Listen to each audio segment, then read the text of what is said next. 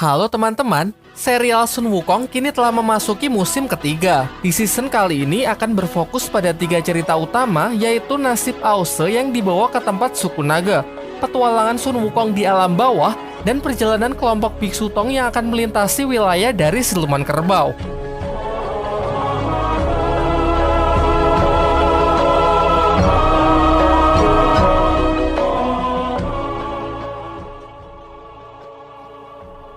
Di part sebelumnya, rombongan Biksu Tong pergi ke Laut Cina Selatan untuk membebaskan Sun Wukong. Meskipun banyak masalah yang dihadapi, jiwa Sun Wukong berhasil terbebas dan meminjam tubuh Bailang untuk bertarung melawan Dewa Erlang. Kondisi yang kurang menguntungkan membuat Sun Wukong dan yang lainnya memutuskan untuk kabur dari medan perang. Tak lama setelah itu, jiwa Sun Wukong pun keluar dari tubuh Bailang untuk segera pergi ke alam bawah agar bisa terlahir kembali. Sementara Bailang yang tersadar sangat panik setelah tahu bahwa api suci telah padam, yang ternyata benda tersebut kembali menjelma menjadi sosok Xiao Yi. Perjalanan pun kembali dilanjutkan. Film diawali dengan pertarungan hebat yang terjadi antara kakek naga dengan kelompok Biksu Tong. Terlihat ada Patkai, Wuqing, Bailang, Xiao Yi, dan Biksu Tong sendiri. Diperlihatkan kakek naga ini sangatlah overpower dengan kekuatan elemen api yang ia lepaskan membuat tempat tersebut layaknya sebuah neraka. Tak hanya itu, ia juga memiliki kekuatan membangkitkan pasukan mayat hidup yang ia kendalikan untuk melawan rombongan Biksu Tong.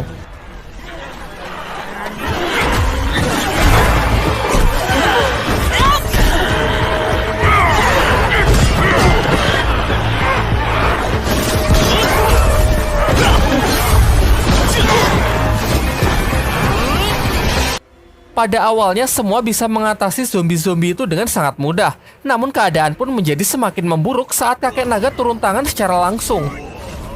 Satu persatu murid Biksu Tong pun dihajar tanpa ampun. Tak ada satupun petarung dari pihak Biksu Tong yang mampu menghentikan amukannya.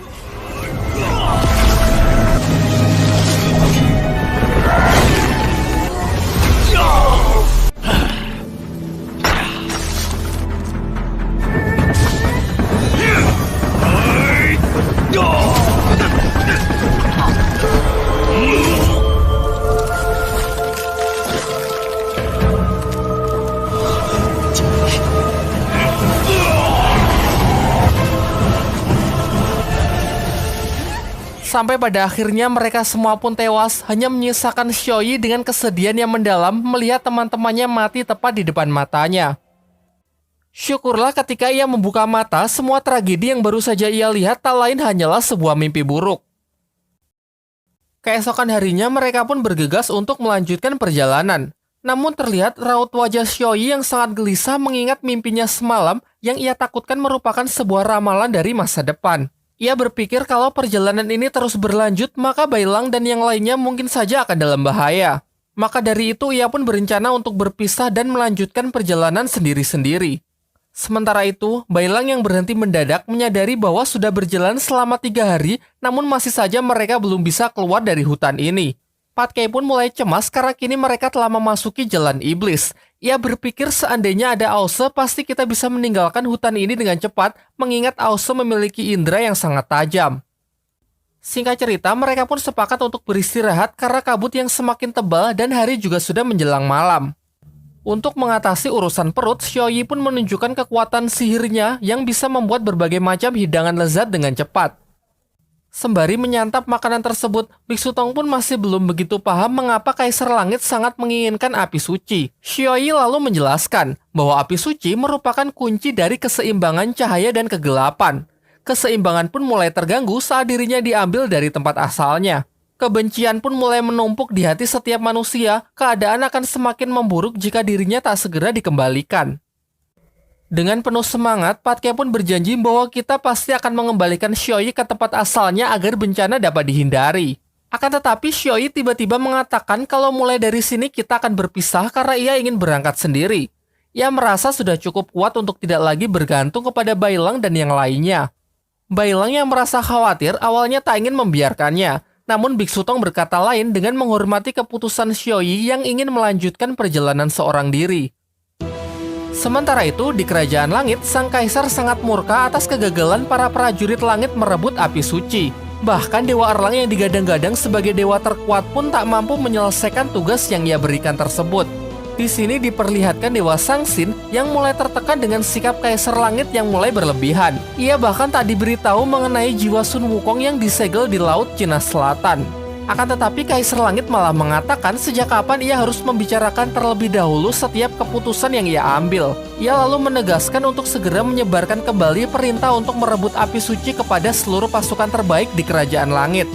Setelah keluar istana, Dewa Sangsin pun kembali mengingat perkataan Dewa Rulai mengenai sikap Kaisar Langit yang mulai berubah dan melenceng jauh dari jalan kebenaran. Kemudian kita pun dibawa flashback ke masa lalu saat semuanya masih baik-baik saja. Kala itu dirinya rutin menjadi rekan sparring dari Dewa Rulai.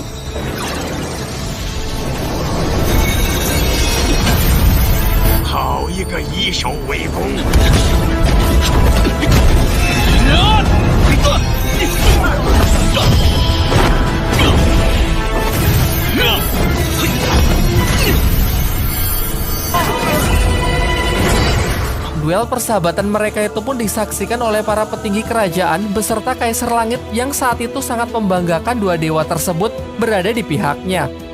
Namun meskipun begitu, Dewa Sangsin kini masih belum berpindah haluan. Ia masih cukup yakin dan setia mengemban tugasnya sebagai penjaga Kerajaan Langit. Ia lantas memerintahkan para pasukan pilihannya untuk pergi ke Jalan Iblis, menghasut para siluman di sana agar mau bekerja sama menangkap Biksu Tong dan mengambil api penyucian. Di sisi lain, Xiaoyi terlihat sendirian menyusuri gelapnya hutan yang diselimuti kabut yang semakin tebal. Dari belakang, ia dikagetkan dengan kemunculan seekor gagak yang sangat menyeramkan. Dengan kepolosannya, ia lantas memberi gagak itu sedikit buah-buahan yang ia bawa. Namun sayangnya sekawanan gagak yang haus akan darah itu pun berbondong-bondong justru menyerangnya.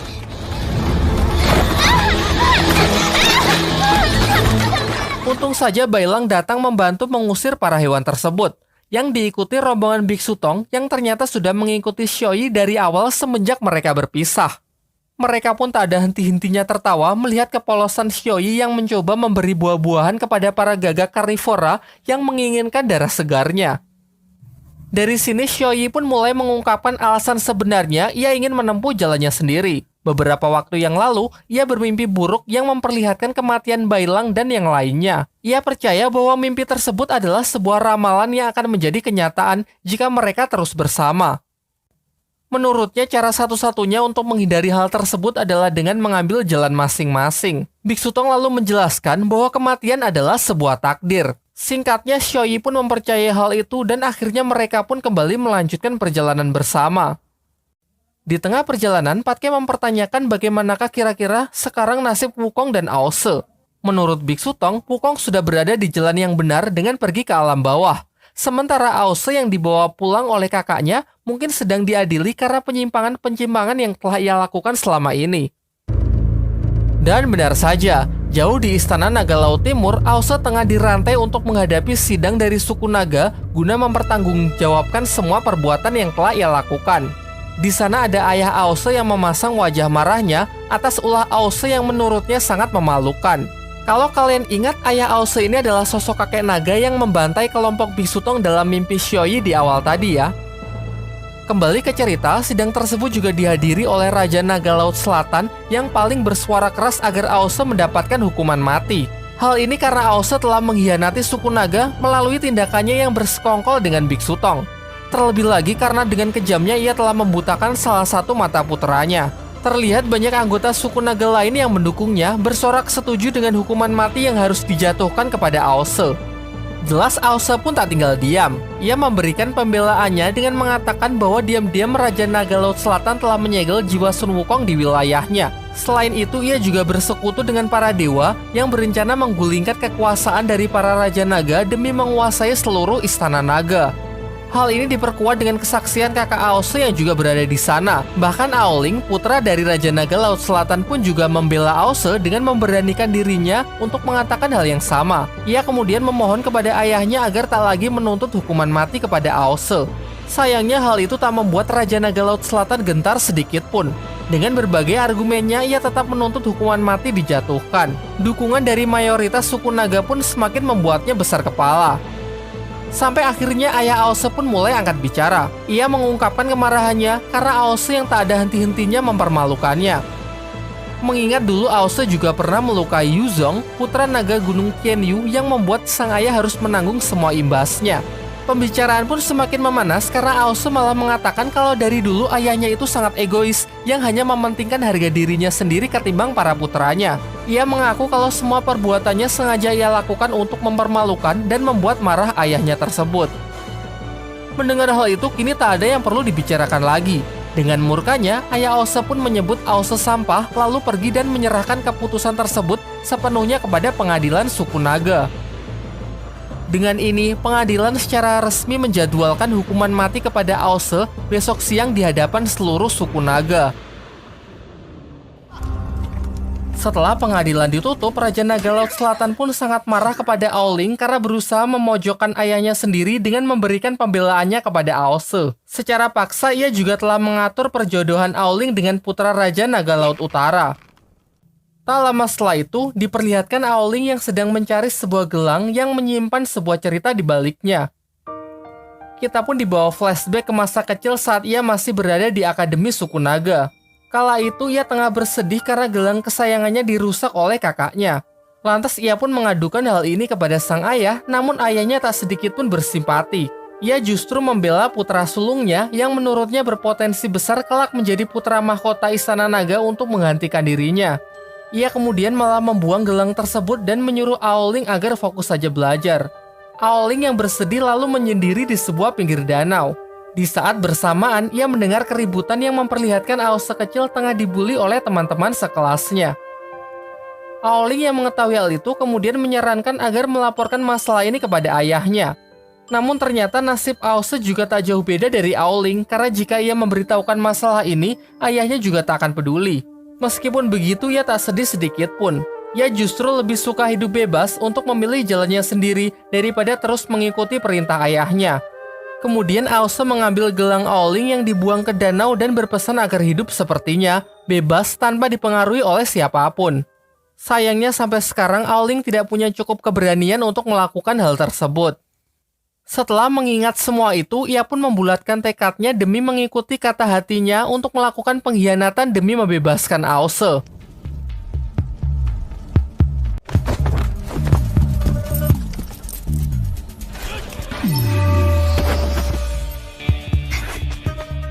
Singkat cerita, ia pun berhasil menyusup, mencuri kunci penjara dari penjaga, dan datang untuk melepaskan Aose.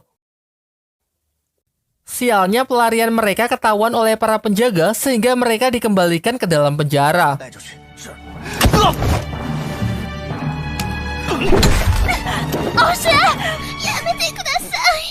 Di tempat lain, Xioi yang sedang tertidur nampaknya masih dihantui mimpi-mimpi buruk yang ia percaya menjadi sebuah pertanda dari masa depan.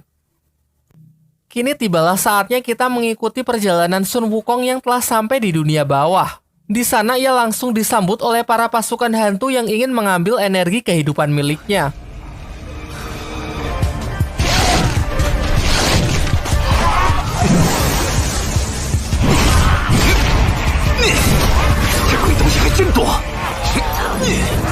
Tentu saja Wukong bisa dengan mudah mengatasi mereka sekaligus membuat semuanya lari ketakutan.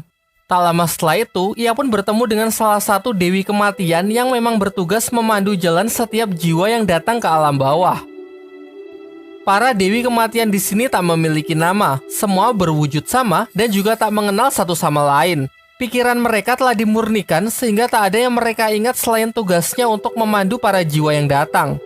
Lantas ia pun mengantar Sun Wukong menuju suatu tempat yang disebut jembatan terlupakan agar bisa terlahir kembali. Di perjalanan mereka sempat bertemu salah satu jiwa seorang nenek yang merupakan jenis jiwa tersesat akibat belum bisa menerima kematiannya. Hal ini membuat jiwa jenis ini tak akan bisa terlahir kembali.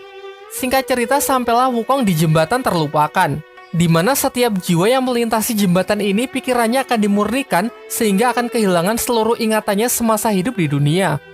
Sang Dewi Kematian juga memperingatkan bahwa alam bawah akan terus menyerap energi kehidupan dari tiap-tiap jiwa. Jika Wukong tidak bisa melewati jembatan ini sebelum jiwanya rusak, maka ia akan jatuh ke dalam kegelapan untuk selamanya. Sebelum berpisah, Wukong pun mengajukan pertanyaan terakhir, mengapa Dewi Kematian tak melintasi jembatan ini saja agar bisa bereinkarnasi. Selain itu, memang sudah berapa lama mereka melakukan pekerjaan ini. Tak ada satupun pertanyaan Wukong yang bisa ia jawab. Mungkin selamanya ia akan melakukan hal ini hingga ada seseorang yang memberitahu nama aslinya. Kemudian Wukong pun mengungkapkan rasa terima kasihnya dan berjanji pasti ia akan membantu Dewi Kematian tersebut menemukan jati dirinya. Namun sang Dewi Kematian pun ragu karena setelah melintasi jembatan terlupakan ini, Wukong juga tak akan mengingat apapun. Lalu Wukong pun meyakinkannya kalau ia berbeda dari makhluk fana yang akan melupakan segalanya. Ia adalah sang Raja Keras Sakti yang jika sudah berjanji pasti akan ia tepati. Mulailah ia berlari melintasi jembatan terlupakan yang sekilas mengingatkan kita dengan adegan Son Goku yang melewati jalur naga di anime Dragon Ball ya. Di tengah perjalanan ia sempat dibingungkan dengan jalur di depannya yang bercabang. Ia kemudian melihat sebuah bola cahaya yang bergerak melintasi salah satu jalur sehingga ia memutuskan untuk mengikutinya.